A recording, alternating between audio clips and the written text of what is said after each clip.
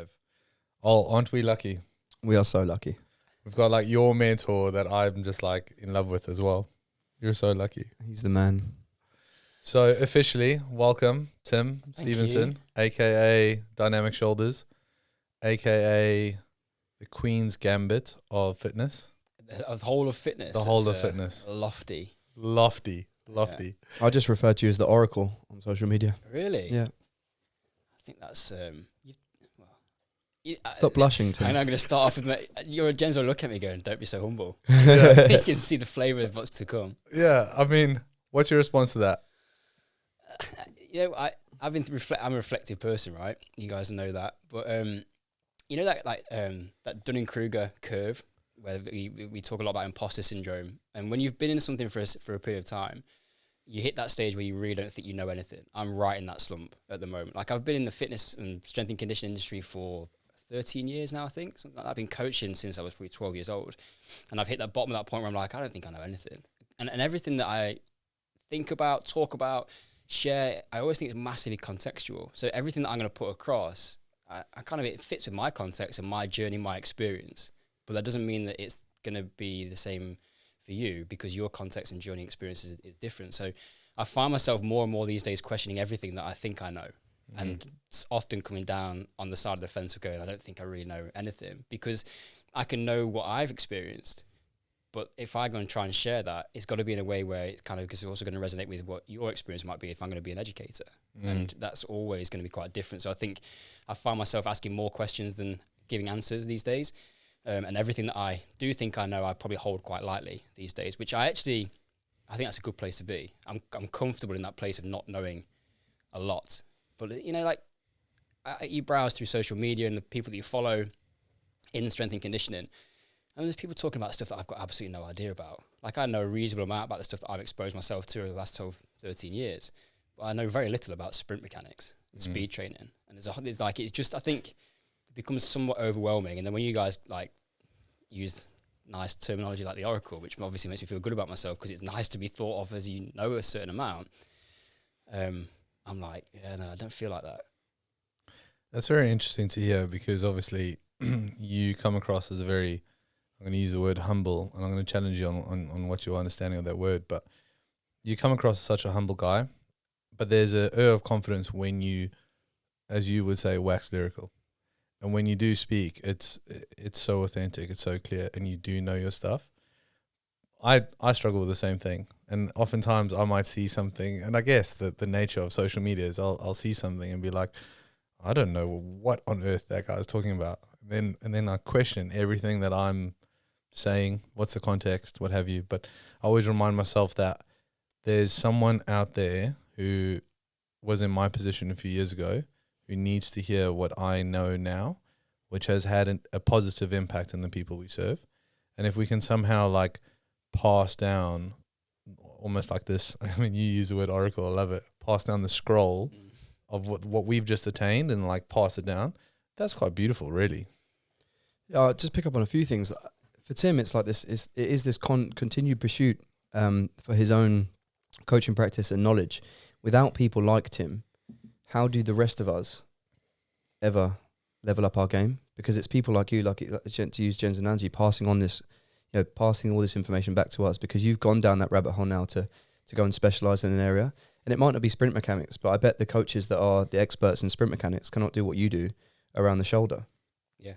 And we need people like that are going to stay at the forefront of the literature, stay at the forefront of their own practice, stay at the forefront of actually working with people on the ground to prove these concepts and these theories. For coaches like us who are in the functional fitness world a bit more of a generalist, because there are so many different things that we need to acknowledge and be able to implement in our own practice. Otherwise, we get left behind. Yeah. The industry gets left behind, and the experience for the consumer gets left behind.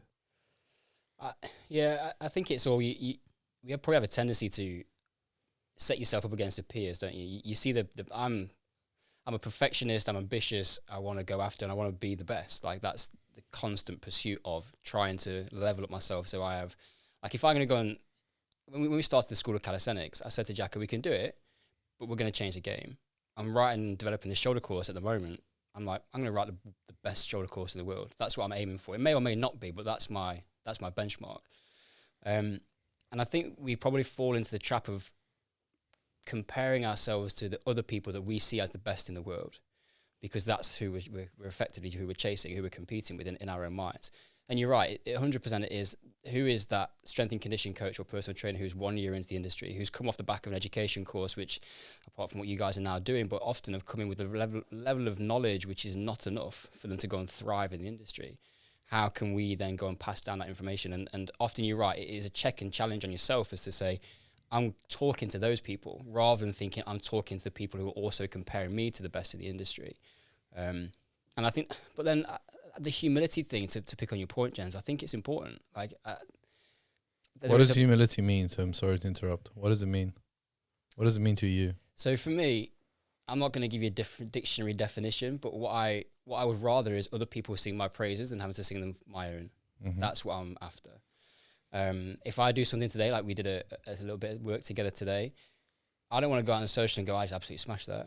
I would rather you go out and say that, because that to me is a true testament of whether I've done a good job or not. Anybody can tell everybody how good they are, and there is a certain amount of that, and people get traction from doing that by blowing their own trumpet. And there's always going to be a need for that, I think, in terms of this world of personal branding that we now live in. But I don't know, it just doesn't sit that well with me. Is there an element of that relationship with humility that feeds the imposter syndrome, or perhaps holds you back from, quote unquote, singing your own praises? There is, yeah, for sure. I mean, even now, as having spent quite a lot of time in the industry, I'll give you an example. One thing that people listening to this should probably know about me is I wear my heart on my sleeve. So I will literally tell you what I think. I'm not going to try and sugarcoat it. I'm not going to try and kind of wrap myself up and give you an air of my, how good I think I am. I'll just literally tell you what I think. So if I go on Twitter, I'm nervous about putting stuff out around the shoulder on Twitter, because I know that physios are on Twitter, and there's a lot of physios on Twitter, and there's a lot of physios that like to argue on Twitter, and I don't want to waste my time arguing on social media. So because what I'm doing with the shoulder now is actually starting to, let's say, encroach on the territory that a physiotherapist would normally have held. I'm starting to talk about movement mechanics of the shoulder and biomechanics, and strength and conditioning coaches typically haven't had that level of conversation, but we should be, because it's movement at the end of the day. But I'm conscious of having watched the narrative on social that if I go and put something out, is it going to be challenged? Is it going to be perceived or taken incorrectly? And this goes back to the point I made before. You can't cover context in 240 characters. So I choose sometimes not to engage, because what I'm constantly thinking of is I put this out to the world and I'm going to just put out a relatively short statement. I don't know whether that context is going to be actually understood, or I'm going to challenge somebody who said something that I don't think is correct. Well, I don't know their context. So sometimes I think it's just easier. No, easier is the wrong word. I think sometimes it is more appropriate just to kind of absorb the information. I watch a lot, like I consume a lot of it, and I'm constantly aware of the conversation that's happening. I just sometimes choose not to engage in it, because I am using that information to apply to my own context, and I'll think about it, and then I'll go and bring something out and then present it in a way where I've actually thought about this, and I know how it fits into what I'm about and what my experiences are, and this is how I think it might be useful. But that's always probably going to be in a wider and broader conversation than what I can have on a 30-second reel, for example. That's why you guys are not going to talk about it, but I don't find social media an easy platform, because I want to do deep, and I want to talk about principles, not just methods. Maybe sometimes that is a hindrance to it, but it's the humility side of it and the imposter syndrome. I know I can hold my own in a conversation. It's not that I doubt my abilities. It's just I would like other people just to recognize that, and that I don't want to be the person who's constantly blowing up my own ego.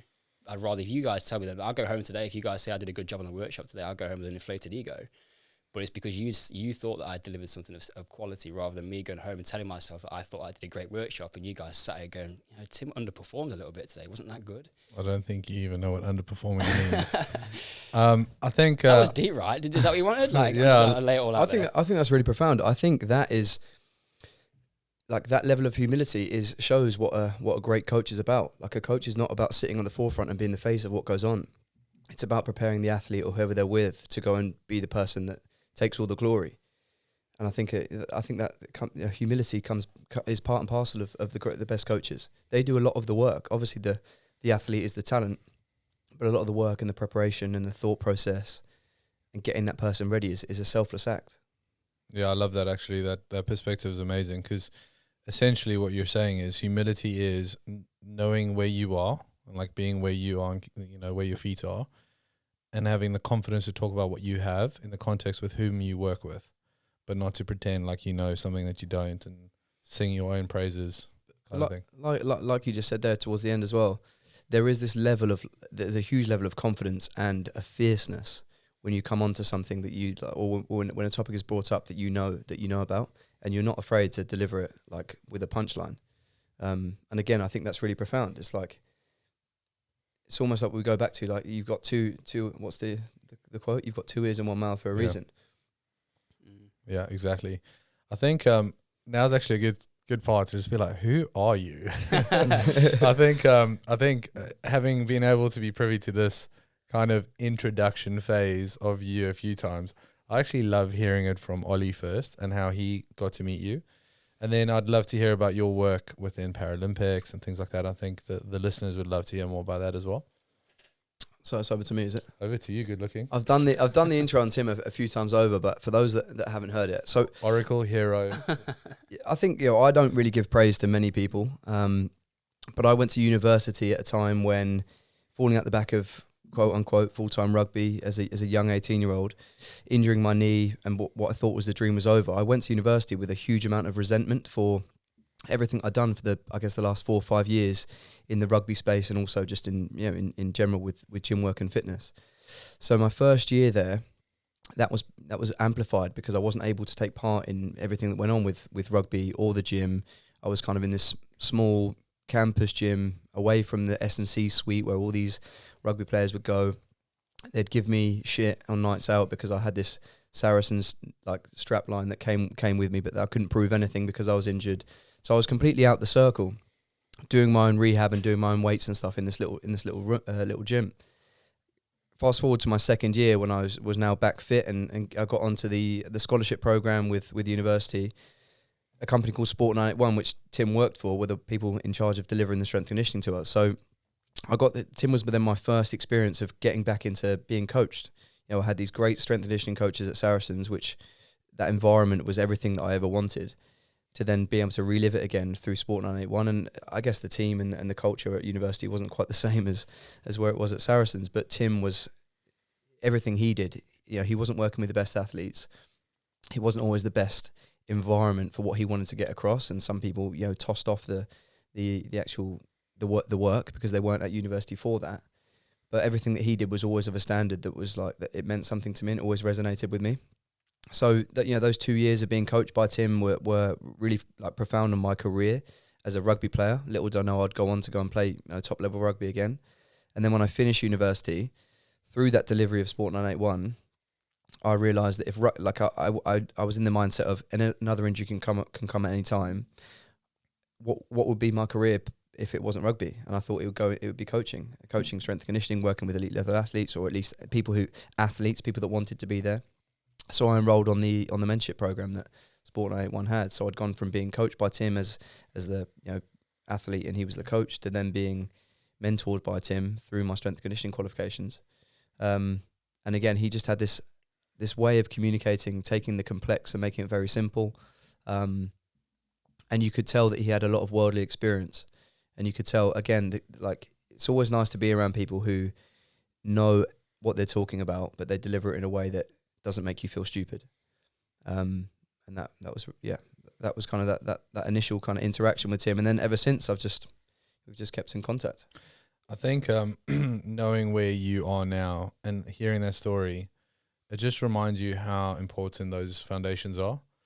Because to have that, and I'm pointing to you, Tim, to have that as I guess as like an idealistic kind of pedestal as what you could become, as like your first entry into all this is between the Saris and then Tim.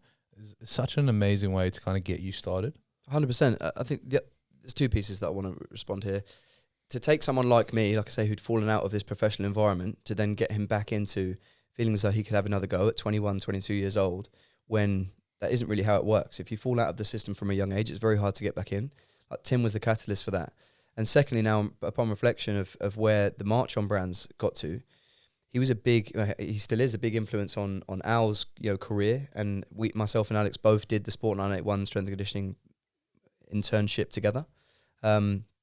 So again, in terms of the two people that I guess have driven, or two of the three people that have driven March On to where it is today, Tim has played a big part in that. So for that, I'm always going to talk very highly of him. More credit to you.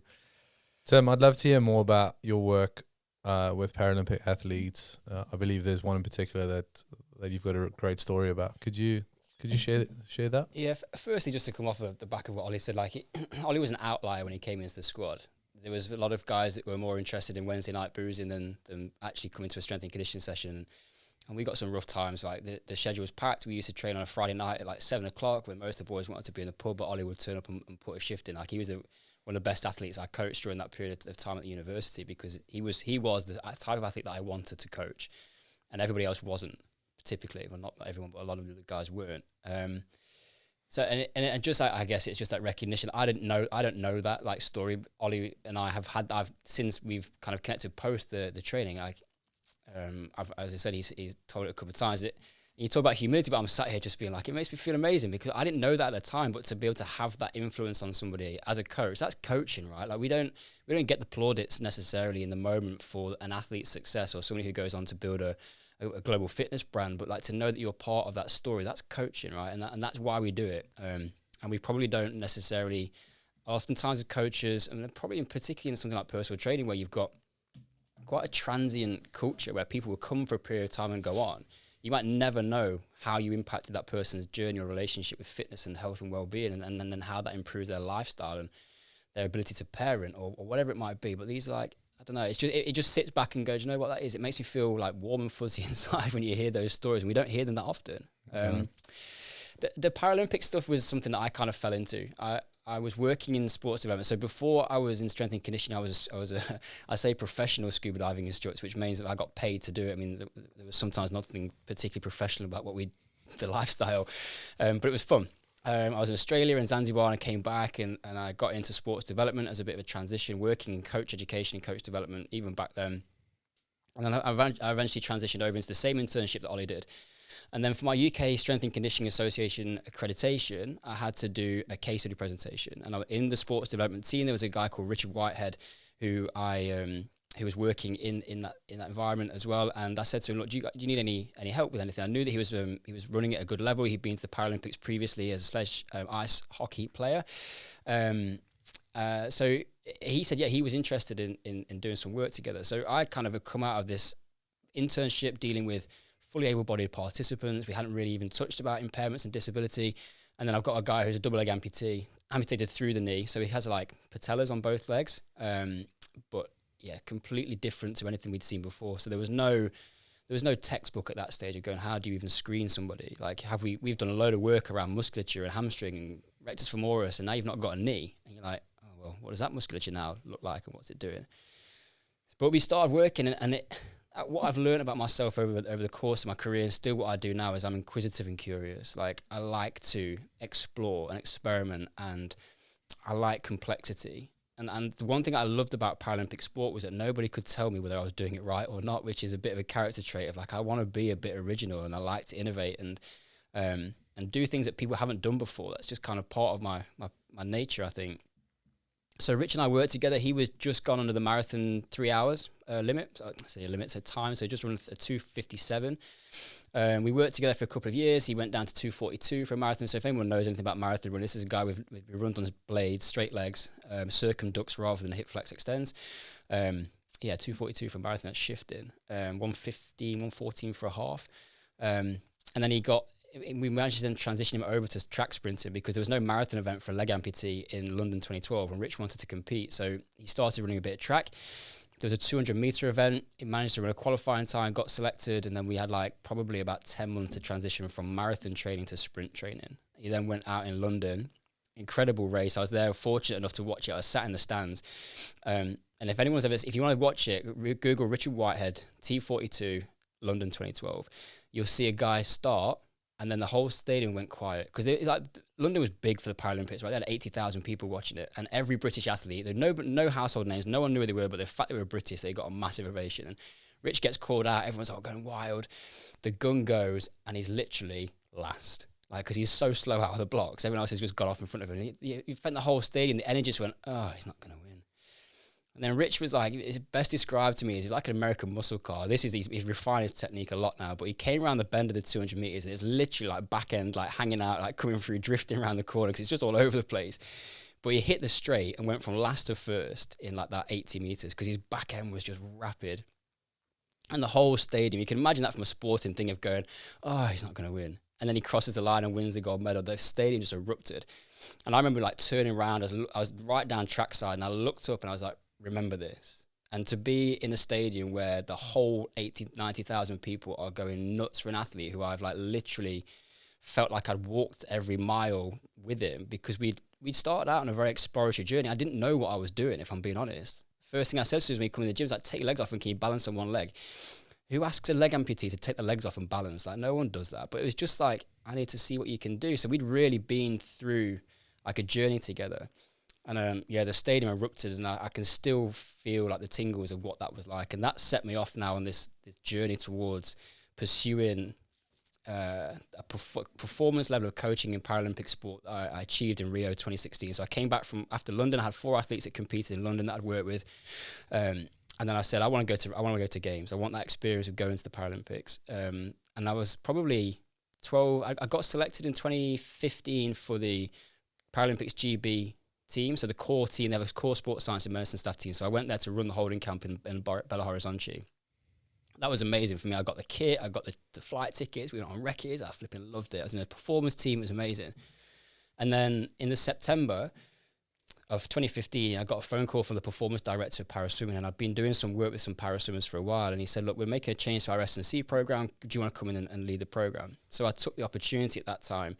So I started 2nd of January, got on a plane. The first day of the job, I flew out to Thailand for a 3-week training camp at Thanyupura, like an amazing sports resort. And I was like, oh, I'm just loving this. This is amazing.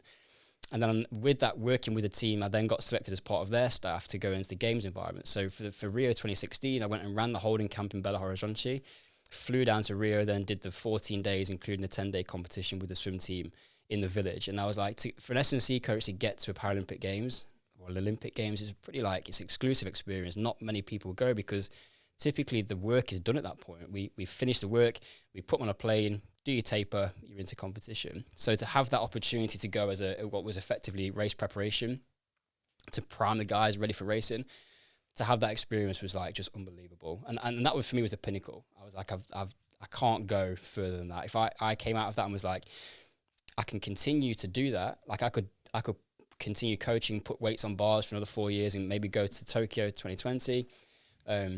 But my hunger off the back of that was like, I need to go and continue to push myself, because I knew at that stage I could train athletes for a peak competition. I'd trained European, Commonwealth, World and Paralympic gold medalists. I know I can do that. And this is my kind of nature of, I just continually need to be pushing myself at the forefront of something where I feel like I am treading new ground. And I think that's a positive side of actually being an original. But it's also a downside of like, I find I constantly choose the path less trodden. Like I like that life verse of like 2 roads diverged in the woods and I chose the road less traveled. Like I always choose the road less traveled. The crux of that, if you read that poem and the analysis of it, is that choosing the road less traveled is not always the good option. We kind of glamorize it and go, yeah, go and be an original, go and be a pioneer. The road less traveled often can take you to the wrong direction, or it can be a particularly difficult journey, when the more direct route might be to just go on the path most trodden. But I just had this inclination, which is kind of encapsulated within Paralympic sport, of just, I want to go off down here and see what this is like. What's it like over there to go and train people with disabilities to go and achieve optimal performance where nobody knows what's involved. And I probably think one of the highlights of my coaching career, from something that I'm quite proud of, is I stepped into the performance environment with British Paraswimming. I mean, we flew out to Thanyupura. The coach had kind of was a bit skeptical. The performance director was in my corner when he hired me, but the head coach was like, I've never seen this guy coach before. I don't really know much about him. And we sat on poolside on day 2, and they were like, right, Tim, take the pre-pool. And this was like up on a stage, do your thing. We are 8 months away from the Paralympic Games where these guys needed to peak. And I had 12 athletes, all with different impairments. Leg amputee, arm amputee, visually impaired, intellectual impairment. And him and the head coach and the assistant coach went and sat by the side of where the pre-pool was and was like, literally, you're on. Show me what you're going to do. And I stood up there and I was like, I've got 12 different impairments, 12 athletes, and I flipping smoked it. Like, absolutely smashed it. Because I was like, that's my flow state. And after that, I was like, coaches on board. And I did so much like in that first 20-minute session, which set me up for then having the relationships that we had moving forward into the games. And I think that if I'm going to try and put a moral out to this, the story of what I've learned is don't be afraid to go and press into new territory. Like we need people to be brave to go out and then just kind of try different things and not know if it's dead right or not, and not become kind of like bound by what the status quo is of how we need to do things. There's so much about training that we don't understand. And I think the other thing is like I got to that point of a life, what I would consider as a lifetime of coaching. I started coaching my rugby team when I was like 12 years old when they were like, you're the captain, Tim, take the warm-up.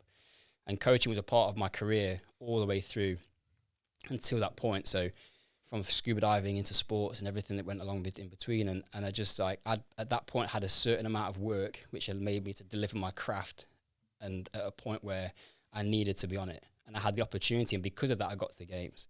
And you got the T-shirt, and it was epic. There was not like the games and attendance in Rio was like, That's amazing. I feel like this is going to turn into a Joe Rogan podcast. I just want to quickly jump in because there's one other landmark thing that I think you've done loads of things, but is that at the point in which you went back to study, post 2016, or did you do that beforehand? Before. So I'd talk about imposter syndrome.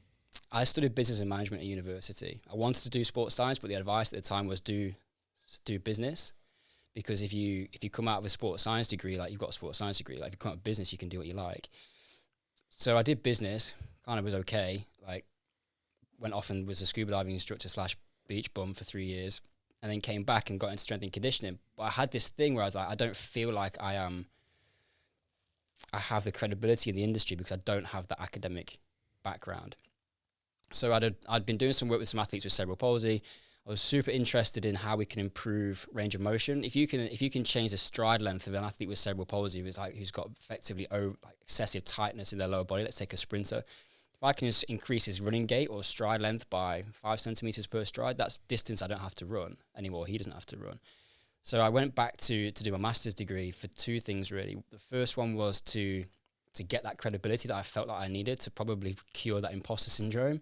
And then secondly, to try and solve a real world problem. So I'd finished my master's in 2015 when the opportunity came to then go and do the 2016 lead-in with paraswimming. Skin in the game. Just amazing. I'm sitting here in awe looking at you like, ah. The master's was funny though, because it was like a part-time. I did it over 2 years. But I was running a business at the time, coaching athletes, and it wasn't part-time, it was like a full-time business, and I managed to squeeze in a master's at the same time, but I flipping loved it. It was like, some of the stuff I didn't like, but it was a research master's, so the final year I did all like the core modules in year 1, then year 2 was my own project. And the study was around the effect of heat and PNF stretching to improve the range of motion in athletes with cerebral palsy, and there is no research out there, no single paper had ever looked at that. So I had to take stretching science and research. I had to take science about heat and what that does. I had to take science and research and what we knew about cerebral palsy, and then mash these things together to go, this is a new piece of novel research that there isn't anything else to form it from. So I had no references, no methodology, but that's like, that sort of stuff that's like, we talk about flow state. That's where I'm flipping alive. I love that sort of stuff. Give me a hard problem and let me go. You can see that now with your new project, Dynamic Shoulders. And I say project, your new business experiment, which obviously is going to have a huge impact in the world. And I think now realizing how much skin in the game you have as a researcher is kind of why when we look at the principles you brought to us in your lecture earlier today and what the course is going to be founded on is on solid ground. I want to challenge you. I want to hear more about Dynamic Shoulders just so the listeners can hear, and I really want to hear how you believe we can kind of like, I don't even know if there's a middle ground between physio and S&C or like rehab and like strength and conditioning, I guess. or is it the fact that we just need to redefine what a coach's role is if you truly did the work, the hard work to actually know your game? Yeah, great question. So dynamic shoulder conditioning is born out of some skin in the game of both shoulder rehabilitation of my own. So I've dislocated my shoulder many times, two repairs, surgical repairs, and none of the rehabilitation that I'd been given got me back to a place where I actually wanted to be, which was, one, able to play rugby without worrying about dislocating my shoulder again, and secondly, to be able to be a functioning strength and conditioning coach where I could throw weights overhead effectively. Then through the journey of calisthenics, I started exploring more about the benefits of closed kinetic chain training for the upper body, which is largely not massively well understood from a strength and conditioning perspective. Much of the research in the background, if you go and look at any journal, you'll find a significant amount of research focuses on the lower body. The shoulder's hard, like it's difficult to measure, and there's not much, a certain amount of complexity around it. So it's just easier. Research often will gravitate towards what's easiest to make sure we can control the conditions.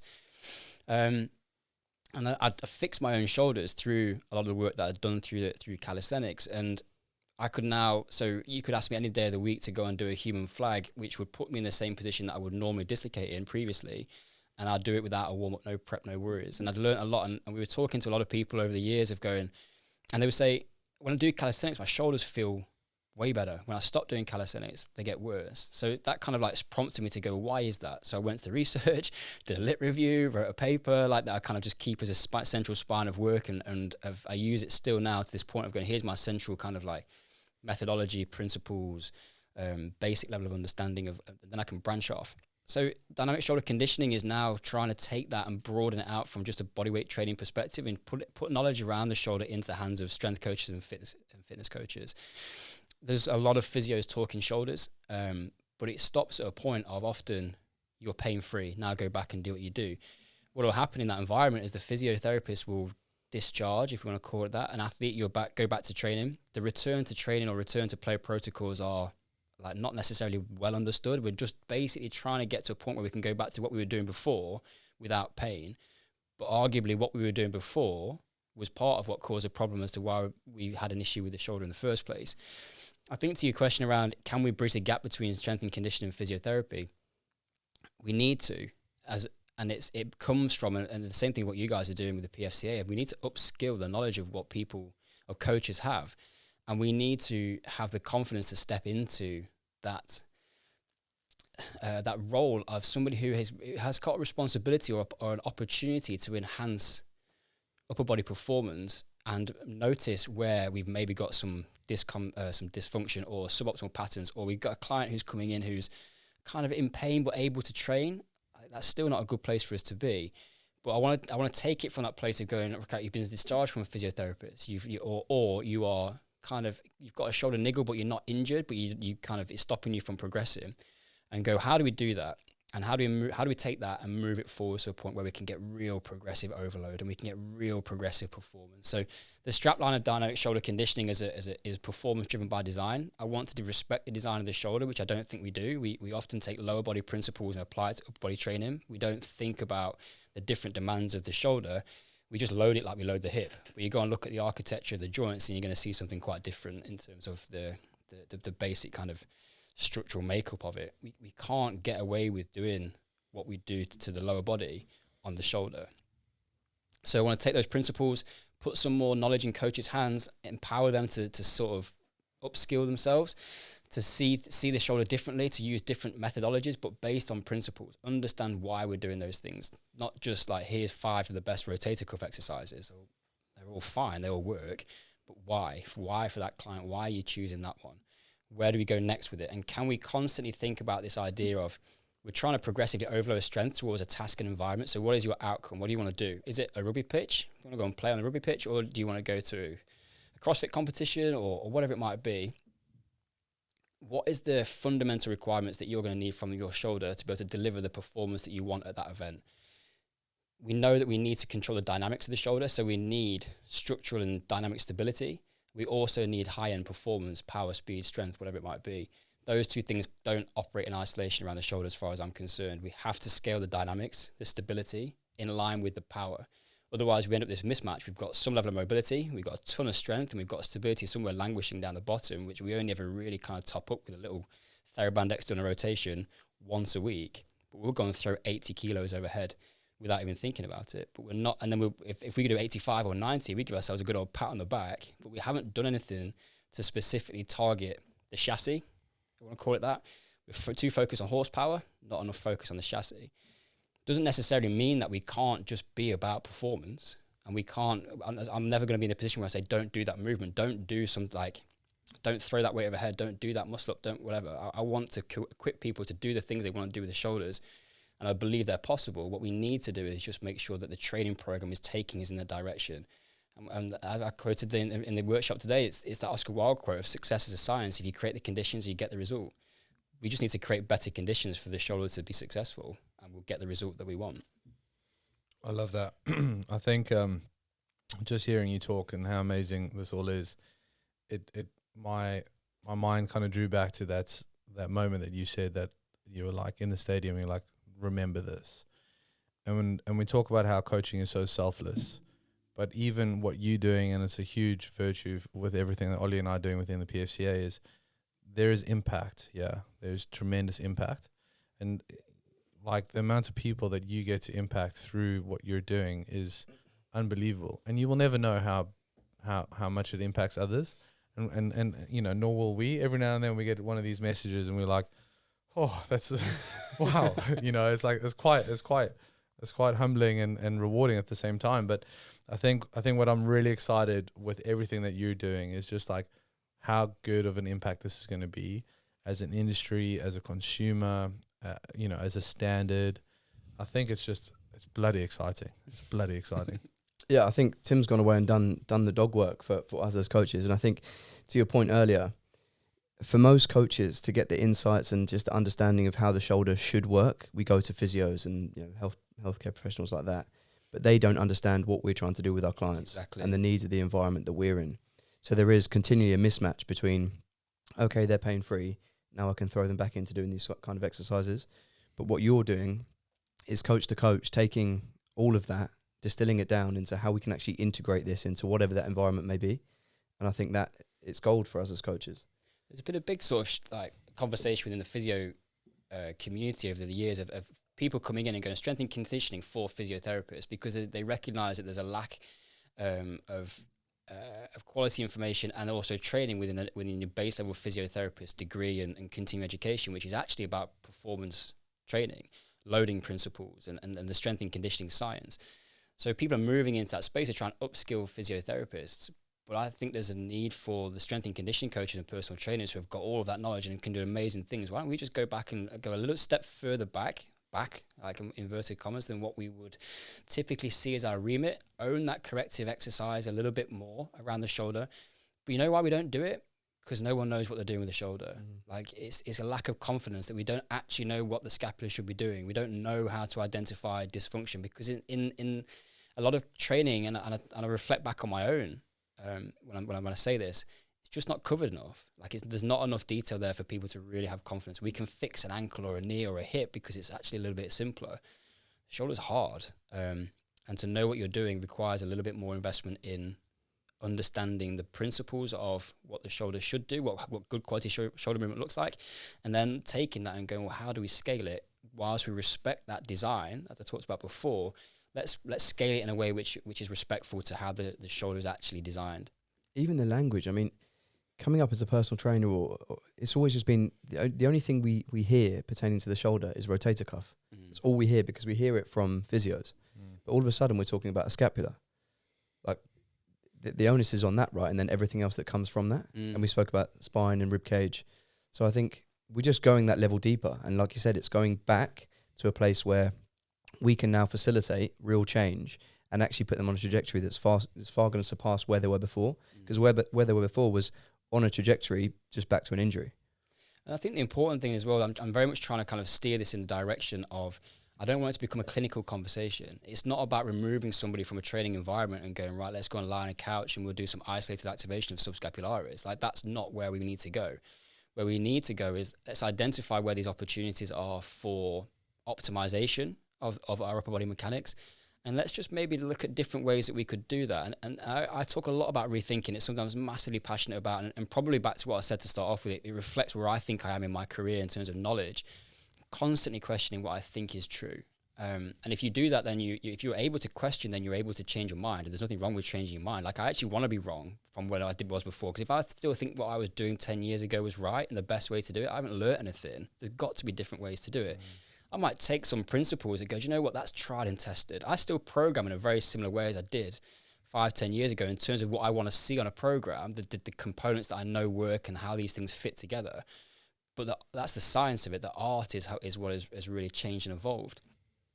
But can we take it to a place where we aren't being super clinical? We're not pulling people out of training sessions and going, you've got to go on a 12-week corrective program, because they're going to leave. They're not going to want to do it because let's be honest, physio is boring. For those of us that like to throw some weights around. But can I give you, through some exercise selections and some different choices of programming, the stimulus that you're looking for? I can put you on a set of gymnastics rings and you're going to feel like you've worked as hard as you would do on a bench press. But the difference is I've just got a load more out of that from a shoulder health perspective. I credit Ian Horsley for this one of the leading shoulder specialists in the EIS, English Institute of Sport. He's very much into this closed kinetic chain movement. And he said, take a bench press, for example. If you're standing up and I throw 100 kilos at you, you're going to fall over. There's no way you can manage that amount of load if it's coming at you. Because when you're bench pressing, you're lying flat on a bench, which is supported by the ground. So it's your pecs predominantly, plus the bench, plus the earth, which is helping you to shift 100 kilos, if that's what you're bench pressing. If I flip you into a position where you're now supporting your body, so you might have got a 20 kilo weighted vest on, we're going to put you on some gymnastics rings or even some parallettes, you're now having to hold the kinetic chain in a strong position. Now the kinetic chain is having to, or the core and the spine are having to integrate with the shoulder. The shoulder can move through full range of motion because it's not trapped by the bench, it's not restricted by the range of motion that the bench will facilitate. Now all of a sudden, if you can shift that 20 kilo vest or that whatever it is, and let's not say it's going from 100 kilos to 20 kilos, there's always going to be a place for ramping up maximal strength in a bench press. But where we put these exercises in a periodized plan might need a little bit of tweaking. I can build strength in that closed kinetic chain position, which is going to help to feed the bench press down the line because I'm building more stability and better scapular mechanics or shoulder mechanics, which is going to go, when we come to go and do that real bit of grunt work, pre-competition, whatever it might be, all of a sudden you just ramped up the stability system. The brain's going to go, do you know what, this is wicked. Like, we've got more stability. We know that if we increase stability, we're going to get more strength. If stability is a limiting factor, you can bench press all you like and you're going to get relatively sort of moderate returns. But going back to the story about Rich, this is kind of all the stuff which has kind of informed the process. Rich deadlifts off his knees, right? So we put him in a box and he'll just, without his legs on, and he got to a point with deadlifting 200 kilos for 3, I think it was. That was at the end of one season. In the early block of the winter, so we went from sort of September through to December, we just went and we focused on motor control positions. Some people don't like that term, but we looked at just trying to get him to move better, the integration of his pelvis and his spine. We corrected a little bit of the mechanics around that. Lots of demand on coordinating and synchronizing movements together. So we were doing like single arm, like kettlebell step-ups and stuff where he's having to kind of fix everything together. We did no strength work really of any note in that time, basic maintenance. We came back in the January, retested his 3RM and his deadlift. He went 220. That's a 10% improvement from not doing strength work and just focusing on stability. Anecdotal, N of 1, like, call it what you want. But I just think that we shifted our focus of going, rather than be prioritizing how much force can you produce, I'm more interested in how effectively you can produce or you can apply the force that you've got. And when we think about what the shoulder, the demands that we put it into, the positions it can find itself in, the loads and the forces that it's experiencing, it makes sense to me that we've got to get stronger outside our kind of comfortable sagittal plane push-pull patterns. Because on a rugby pitch, I'm going to have to stick my shoulder out to the side to grab a guy who weighs 120 kilos who's running full tilt at me. Like, am I actually strong enough and have I got the stability to be able to do that and not cause myself an injury? So again, I guess there's quite a bit into it, and this is where I want to go. Like, I've got all of this kind of like texture that has kind of shaped my thought process.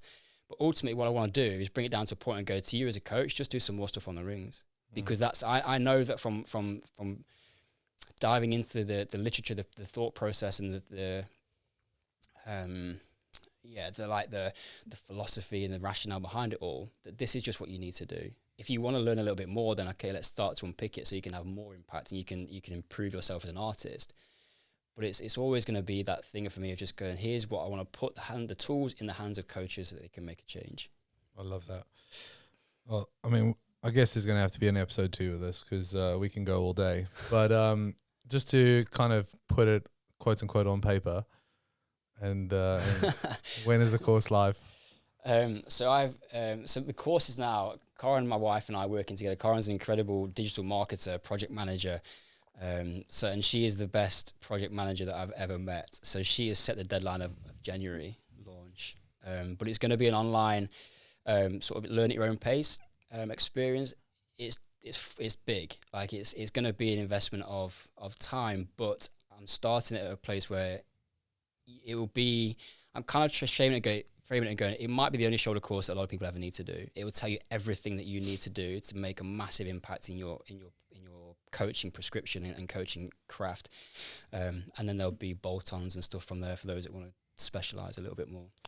I love that. I think just one final point from me. You mentioned about how physio is boring, and sorry to the physios. It is boring. It is boring. Yeah. and it's something that we get right across both, PFCA and March on is understanding that the role of a PT is so profound, and there are many responsibilities that come from it. But people are more likely going to see their coach 3-4 times a week than they're going to go to a physio 3-4 times a week, right? And it was within that time frame that frequency that you need to be able to give the best dose of, I guess we use the word correctives, strength work, whatever, but also the best experience, so that people are just enjoying their training experience. And that's something that we get really right. And I think that's something that people get a little bit lost in is as they enter into, let's say, a rabbit hole of shoulders, they just become obsessed with like, oh, let me just do your external rotations, side lying on a bench. But actually, hey, what more can we do to make sure that this experience is phenomenal? We're ticking all the boxes that we need to tick, but they're leaving feeling like they had, they left feeling trained, not drained. They left feeling stimulated. There's adaptation, and they want to come back for more. And that's like, there's nothing more rewarding, I don't think, where if people are in it for the right reasons. As Ollie's pointed out before, like the definition of an athlete is somebody who wants to be there. What's not being in pain is really rewarding, and seeing your progress and feeling that experience of, I didn't think I could do that, or there was a weight that I didn't think I could lift, or a performance that I didn't think I could deliver. Those things are, as coaches and personal trainers, and they're our responsibility to put people in a position to continue to press forward, because that's what's going to keep them moving in the direction they want to go. So yeah, 100%. I think it's if we upskill, we have the tools to be able to support our clients better, which is why we're all in the game, right? Because we want to help people to be successful with whatever it is that they're working towards. Set your reminders. January, we go live. Thank you so much, man. I love that. That was so much fun. Yeah, thank you, Tim. Thanks for having me.